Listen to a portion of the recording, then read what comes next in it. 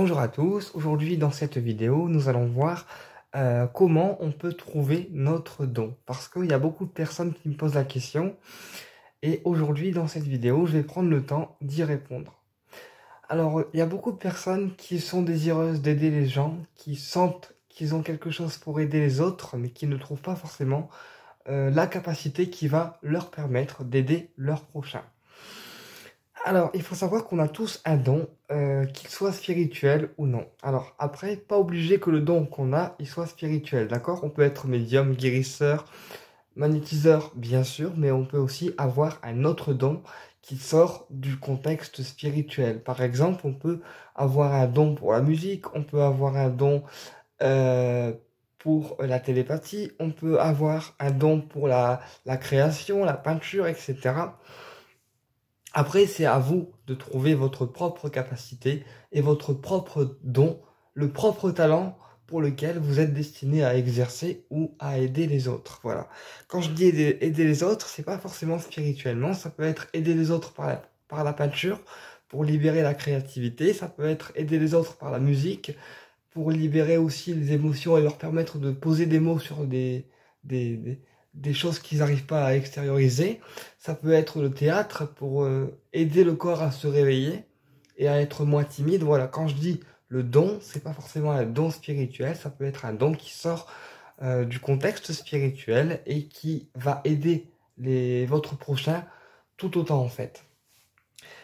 Maintenant, si c'est un don spirituel comme le magnétisme ou la guérison, eh bien, le premier truc à faire, c'est d'observer déjà vos mains. Parce que si vous êtes magnétiseur, et pour moi on l'est tous, eh bien, vous allez avoir beaucoup de fois les mains qui vont chauffer, qui vont picoter, comme l'impression d'avoir les mains qui ont des fourmis en fait. Voilà. Et ça, c'est signe que le magnétisme se réveille.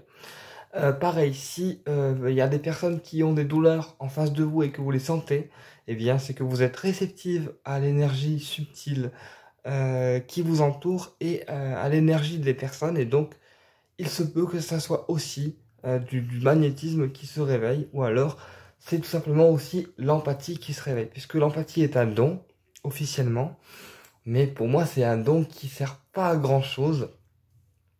Voilà, à part prendre les charges des gens et puis prendre leurs émotions négatives, puisque l'empathie c'est un radar à émotions négatives. Et donc c'est pour ça que les gens qui sont comme moi, empathes et en plus médiums, on a besoin de plus de protection que les autres, parce que nous on est comme des éponges ambulantes et on absorbe tout. Alors moi en protection, j'utilise la labradorite qui est ici, qui vient de l'aurore céleste. Voilà. Et la labradorite, c'est une pierre qui va permettre de se protéger des énergies qui sont négatives, pour pas non plus trop prendre les problèmes sur nous et que ça rebondisse sur la sphère du cœur, d'accord? Voilà, donc si on a un don ésotérique, eh bien, à vous de voir quel don vous appelle, quel don euh, avec quel don vous êtes le plus à l'aise en fait. Alors, il y a certaines personnes, ça va être le magnétisme, il y a certaines personnes, ça va être la médiumnité, il y a certaines personnes, ça va être la guérison, il y a certaines personnes, ça va être la télépathie, il y a certaines personnes, ça va être la communication animale. Voilà, mais chaque personne a au moins un don en elle, d'accord? Après, c'est à vous de trouver le vôtre. De toute façon, avec le temps, le don pour lequel vous êtes destiné, il vient et il fait surface. Après, il faut laisser le temps au temps, d'accord? Un don ne se développe pas en une semaine, d'accord? Un don se développe vraiment dans le temps. Moi, par exemple, pour devenir médium à ce point-là, aussi fort que je suis maintenant, il m'a fallu à peu près 7 ans.